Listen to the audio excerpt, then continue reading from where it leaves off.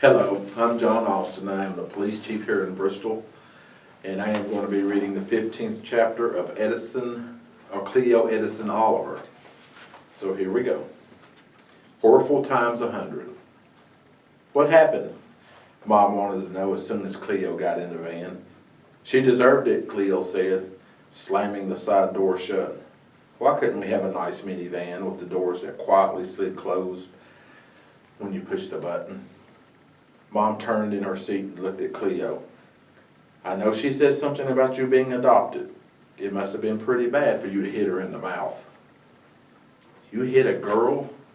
JJ said with awe. Why did you hit a girl? If it had been a boy that said what Lexi Lewis said, I would have hit a boy. What did she say? Mom asked. Can we just talk about it later? Cleo clutched her backpack to her chest.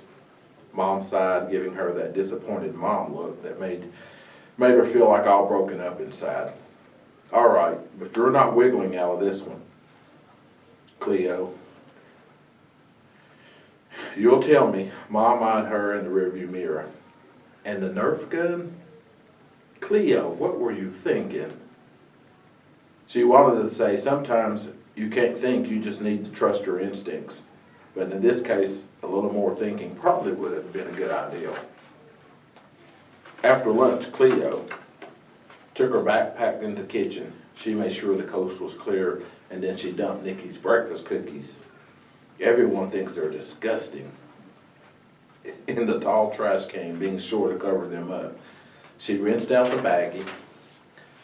Mom was a fanatic about not adding things in the global landfill, and she put it in the drying rack. Then she realized seeing the baggie might remind Mom to ask about the cookies, and she didn't want to have to break it to her how just badly they flopped. So she stuffed the plastic bag in the trash can too, being extra sure to cover that up. Then she went to her room and shut the door. She dragged her desk chair over to the closet. If she stood on her tippy toes, she could reach high enough. She pulled down the flat white box and set it on her bed.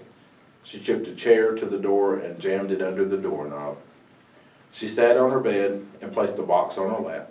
She took off the lid and lifted out the little outfit inside.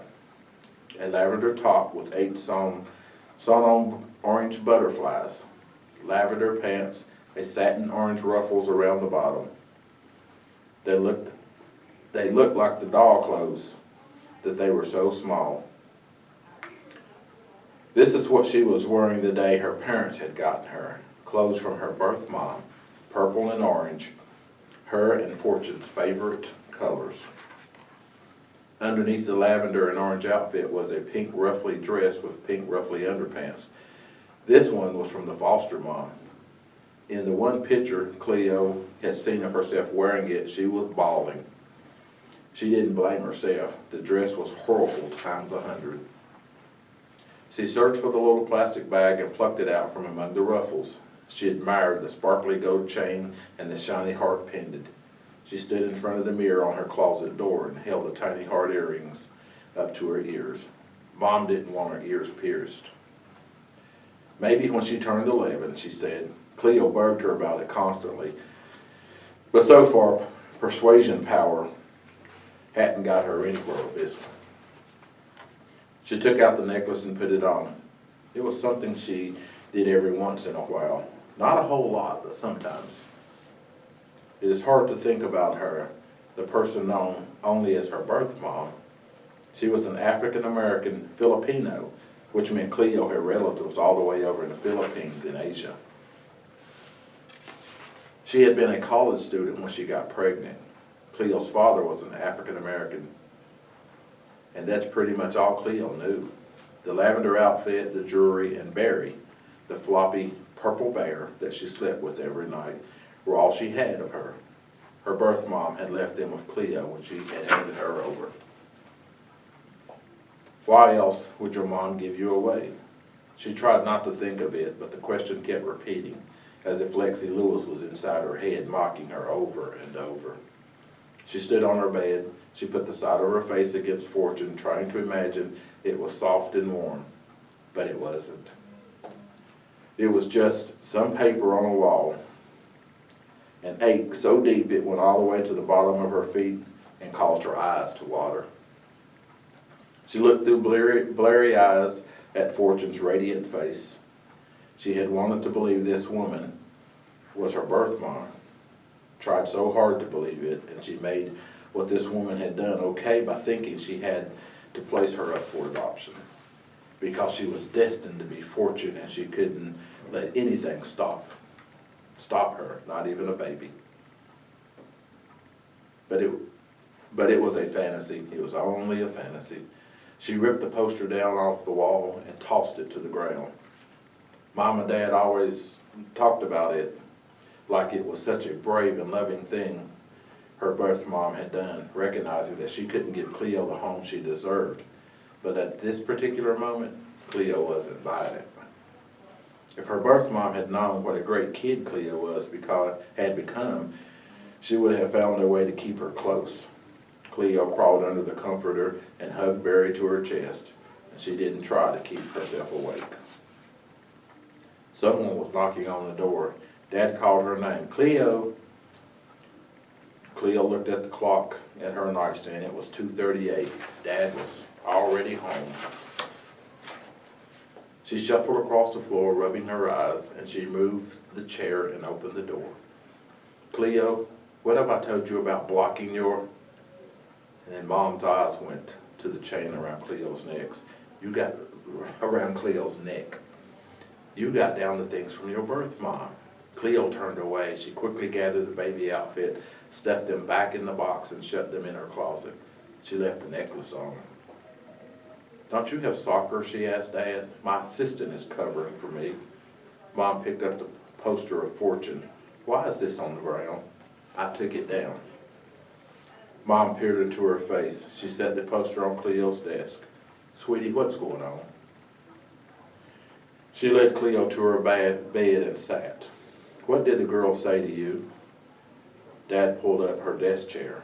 Josh's face appeared around the door frame. "Did Cleo get kicked out of school?" "She had a hard day," Dad said, heading for the door. "You and Jay play in your room for a bit. I'll come in a few minutes." And Josh sped off. As soon as the door was shut, Cleo spilled it all. Katie accidentally hitting Lexi with the tetherball. Cleo seeing the bloody loose tooth in Lexi's mouth. How she tried to convince Lexi to let her pull it. "I guess I got a little pushy." "You?" Dad said, smiling. "Then she called me a freak." "And you hit her?" Mom suddenly didn't sound so understanding. "No, I told her I wasn't a freak." Dad nodded. That sounds like a good response. Then she said, "Why would your mom give you away?" And then Mom inhaled sharply, and she put her arms around Cleo as if to protect her from what had been said. Her eyes sparked. "Oh, honey, I'm so sorry." She lifted Cleo's chin. "Listen to me. You know there is nothing wrong with being adopted." Cleo nodded, although she still wished she hadn't had to be. "And you have no reason to be ashamed. It's that girl. What's her name?" "Lexi Lewis." "Lexi Lewis should be ashamed of herself, and she will be after I get a hold of her. She will rule the day she met Cleo.Chapter's mother."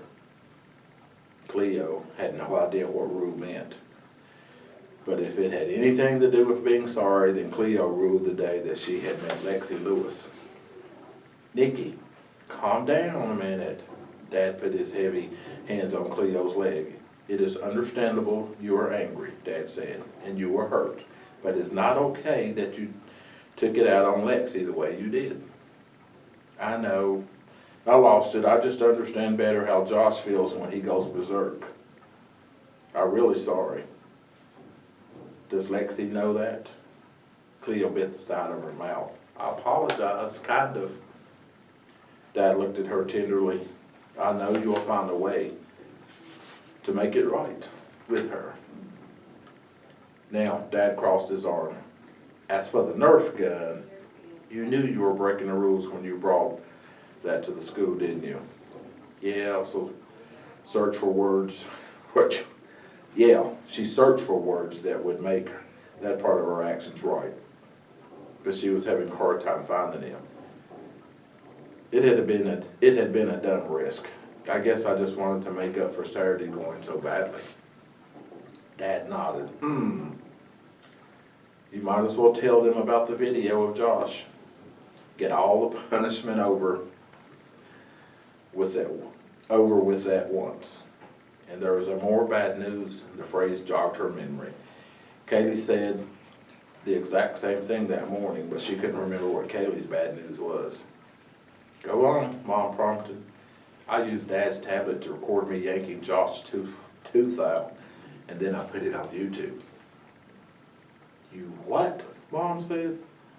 YouTube, the video sharing website. I know what it is, Cleo. I just can't believe you know how to do that.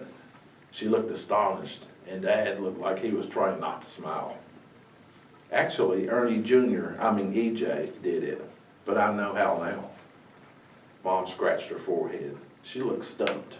I don't know what to say. I think I should be angry, but I'm not sure. It's already gotten almost 800 views, Cleo announced, so Mom's hadn't grounded her on the spot. 800? Then it was Dad's turn to be astonished. How? Probably because the link was on a flyer that I handed out to everyone in school. My advertising worked. Dad crossed his arms. Joshy went viral. Wow. Ooh, I will show it to my students. That will definitely raise my cool quotient.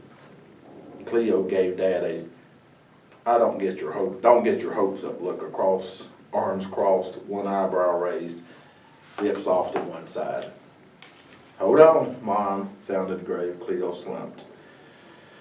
She had known that Mom would not let this pass so easily. Here came the consequences. I wanted to see this YouTube hit first. She wrapped her solid arms around Cleo. I was bummed I missed the actual event. Thanks to you, it had been recorded. Cleo relaxed gratefully for her real mom's real embrace. And if you're wondering, yes, there will be consequences for you taking your father's tablet without asking. Oh well, at least she count on her mom being consistent.